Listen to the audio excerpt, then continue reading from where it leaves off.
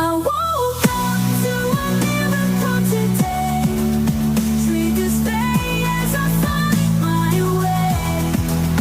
No judgment to lead astray. In this peaceful state I'll stay. Welcome back to Course in Miracles in Practice. We're continuing our exploration, and today we're building directly on what we looked at yesterday. Yesterday was so foundational, wasn't it? This idea that every gift our brothers give belongs to us. It really asks you to step back from any sense of lack. It does. And today we're going to flip that. We're looking at Lesson 316, which shows us the other side of that exact same truth, that every gift we give is somehow also our own. It's the perfect circle. What we extend is what we receive. It's all one single movement in the mind. And that's the whole point, really, to restore that awareness that the idea of separation, of a gift actually leaving the giver, was never real in the first place. So our exploration today is really about the mechanics of that. What is real giving versus what the ego thinks giving is? And what is this treasure house the lesson talks about? We want to dig into that to really redefine what we think of as our own wealth, our own security. It all comes down to the difference between a transaction, which is what the ego does, and true communion, which is what the spirit does. Understanding that changes everything. And as you explore this with us, if anything comes up for you, a question or an experience you want to share, please do reach out. You can email us at acim@theworldharmonyproject.org. We also post thoughts on TikTok and YouTube. Our handle there is @TheWorldHarmonyProject. Okay, let's settle in and really hear the lesson for today, Lesson 316. All gifts I give my brothers are my own, as every gift my brothers give is mine, so every gift I give belongs to me. Each one allows a past mistake to go and leave no shadow on the holy mind my Father loves. His grace is given me, and every gift a brother has received throughout all time and past all time as well. My treasure house is full, and angels watch its open doors that not one gift is lost, and only more are added. Let me come to where my treasures are, and enter in where I am truly welcome and at home among the gifts that God has given me. Father, I would accept your gifts today. I do not recognize them. Yet I trust that you who gave them will provide the means by which I can behold them, see their worth, and cherish only them as what I want. That first line is so direct. As every gift my brothers give is mine, so every gift I give belongs to me. It feels like a law of nature. It is a law of the mind. It's saying that extension isn't loss. Think about it. If I have an idea and I share it with you, I don't suddenly not have the idea anymore. If anything, it gets stronger in your own mind. It expands, it gets reinforced. And that's what this lesson is saying about love. When you extend it, it doesn't leave your mind to go to a separate place. It stays, and yet it also appears to be received. Exactly. It's a simultaneous event. The giving and the receiving happen in the same instant because there's no space between minds for the gift to travel across. This just completely upends the world's teaching. Completely. The world teaches scarcity. If you give away your time, your money, your energy, you now have less of it. But this is saying the real resource, the peace or the love behind the act, actually gets amplified when you share it. And that amplification, that's the quiet satisfaction. That's the feeling you get when the giving is real. It's an internal peace that has nothing to do with the other person's reaction. And that's where this gets so practical, right? Yeah. The difference between that real giving and the ego's version of it. The ego's version is always a performance. It's always transactional. It's all about reciprocity. It's a contract. I do this nice thing for you, and in return, you owe me gratitude or praise, or you have to like me more. And when that payment doesn't come through, The ego feels robbed. It immediately sees a deficit. That's why that kind of giving is so draining. You've outsourced your peace to someone else's behavior. it brings to mind that classic everyday example of holding a door for someone. Oh, it's the perfect illustration. You hold the door, it's a heavy one, and the person just walks right through. Maybe they're on their phone, completely oblivious. And they don't say thank you. And the internal monologue just explodes. The nerve, I went out of my way, and they couldn't even acknowledge my existence. And then comes the loud, sarcastic, you're welcome. Right. Which isn't about being polite.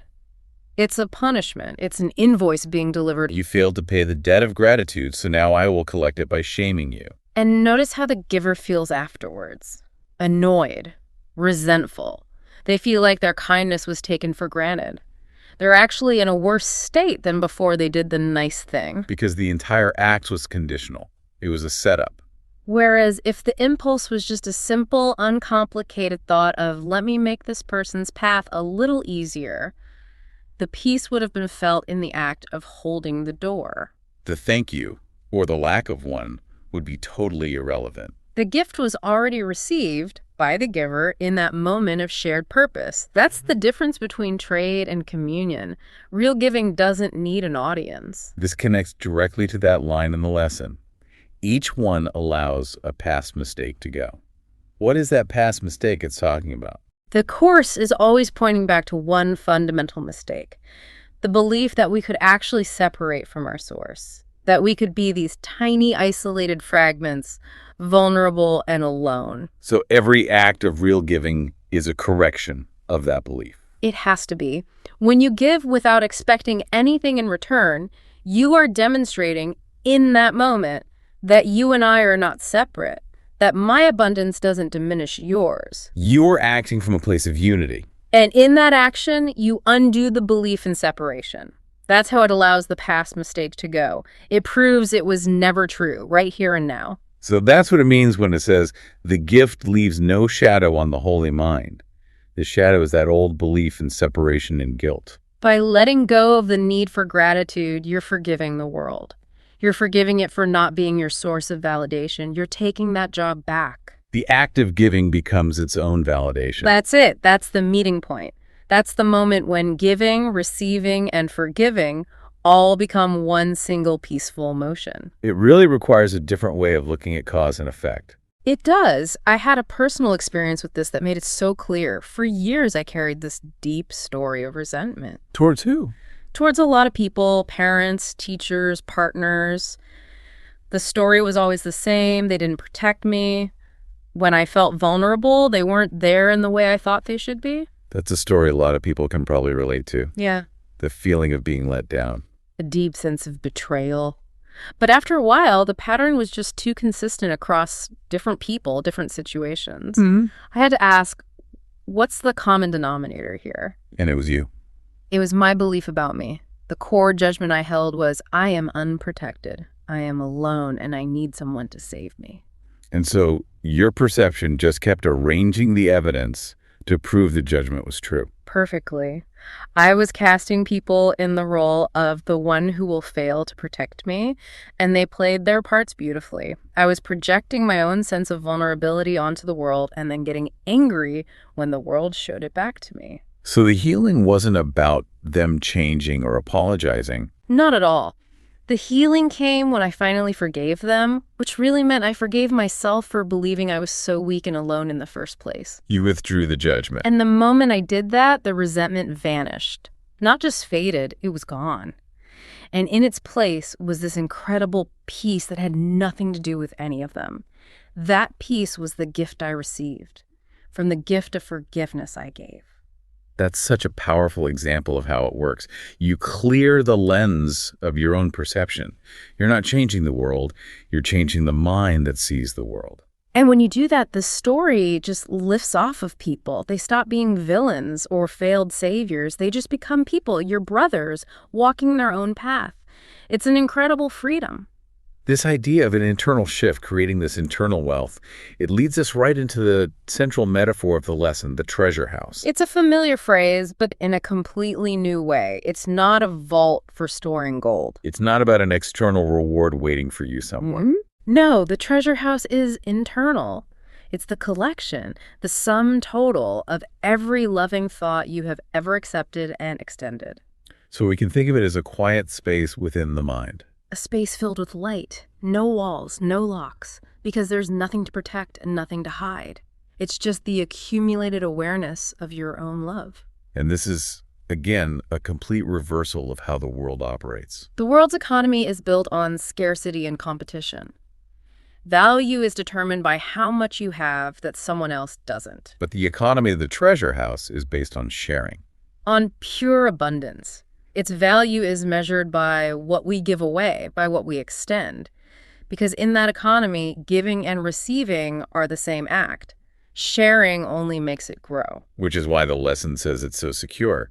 Angels watch its open doors, that not one gift is lost and only more are added. That phrase, angels watch its open doors, is so beautiful. It means that love, once given, is permanent. It can't be stolen.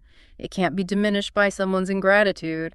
It doesn't fade over time. So that small act of kindness I did this morning, even if no one noticed it, It's a permanent deposit in your treasure house. It is irrevocably yours. The peace it brought you is locked in not by doors, but by its own nature. this really gives value to all the quiet, unseen choices we make. The world celebrates the big, loud gestures, the huge donations, the public acts of service. But the real deposits are made in the silence of our own minds. That moment you choose to pause instead of reacting in anger, that is a jewel in your treasure house. The moment you forgive someone in your heart without ever telling them, the moment you feel a genuine surge of goodwill for someone's success. These are things the world can't even measure. But they are the only things of real value. And it comes back to that difference between communion and trade. Trade is the world's way. I'll give you this if you give me that. It's conditional. It's a negotiation between two separate parties who both think they might get shortchanged. And communion. Communion is just joining. It's a moment of shared purpose where you forget that you are separate. When you truly listen to a friend, not to formulate your reply, but just to be with them. You leave that conversation feeling energized, not drained. Exactly. Because it wasn't a trade, it was communion. You weren't diminished, you were expanded. The peace you offered stayed with you. The treasure house got fuller. And the prayer at the end of the lesson is so essential to how we practice this. It starts with such honesty. Father, I would accept your gifts today. I do not recognize them. That line is everything. I do not recognize them. It's an admission that our perception is faulty. We are constantly surrounded by gifts, by opportunities for peace, but we look right past them. We look past them because we're looking for something else. We're looking for the ego's version of a gift. We're looking for the big, flashy package, and we miss the quiet, steady presence of love. We fill in the gaps with our own fears. A friend is quiet, so we assume they're angry at us.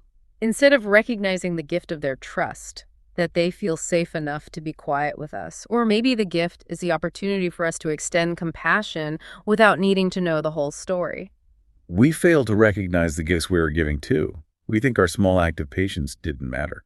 But we have no idea what ripple effect it created. The prayer is asking for help to see things differently, to see past our own flawed judgments. And that's where the trust comes in.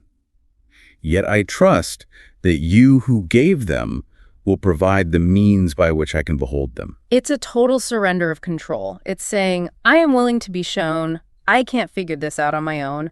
I trust that the Holy Spirit is already at work, translating every situation into a blessing, even if I can't see it yet. That trust is what makes free giving possible. It is. If you trust that the return is guaranteed by God, not by the person you're giving to, then you can give without fear. You don't have to hold back to protect yourself. Because what you're giving is love, and love is inherently safe. It can't be exploited. The only thing that can be exploited is our ego's attachment to outcomes. And this is so important for anyone listening who feels unseen or unappreciated. In their job, in their family, in their relationships. Yes. When you feel like you're giving and getting nothing back, this lesson is a direct message to you. It's saying the world's accounting system is wrong. Your treasure house is full. Absolutely full. The love you extended never left you. It is your wealth right now. The world's failure to applaud does not diminish the gift. It can't.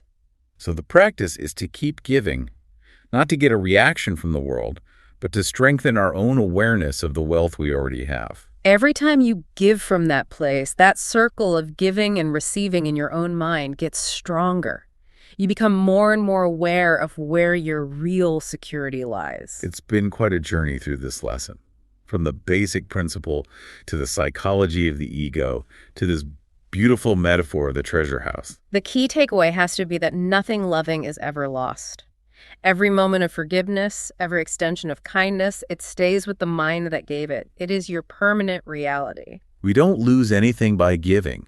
We simply remember what was already ours. And the lesson asks us to just rest in that today, to practice the kind of giving that feels peaceful, the kind that asks for nothing in return. You know, as we talk about this healed perception, this way of seeing the world, it makes me think of that song, Louis Armstrong's, "What a Wonderful World." That is the perfect analogy. It's a perfect description of what the Course calls Christ's vision. The song isn't describing some fantasy land. It's describing our world. I see trees of green, red roses too. These are ordinary things. But he's seeing them through eyes of love. And when you see through those eyes, the ordinary becomes holy. The whole world is lit up from within. That's the piece of this lesson made into music. He's not pretending the world is perfect. He's recognizing the innocence that underlies it all. When we practice this lesson, we start to have moments of that vision. The trees look more alive. The handshake between two friends isn't just a social custom, it's a symbol of communion. It's all a reflection of the treasure house. Yes. We start to recognize the love we've been extending. Everywhere we look, it's mirrored back to us in the smallest things. The color of the sky, the sound of a child's laugh. That song really is gratitude turned into sound. It's the feeling you get when you realize giving and receiving are finally one. And that is the wonderful world, the one that's been here all along, just waiting for us to see it, the one we see when we know that every gift we give our brothers is our own. Thank you for joining us in this exploration of Lesson 316. It's a real chance to redefine what we value. We truly appreciate you sharing this time with us. And if you have any thoughts you'd like to share, please send us an email. The address is ACIM@theworldharmonyproject.org. And you can find our daily reflections on TikTok and YouTube at the World Harmony Project. Until we connect again, remember this one thing. Every gift of love you give is already yours.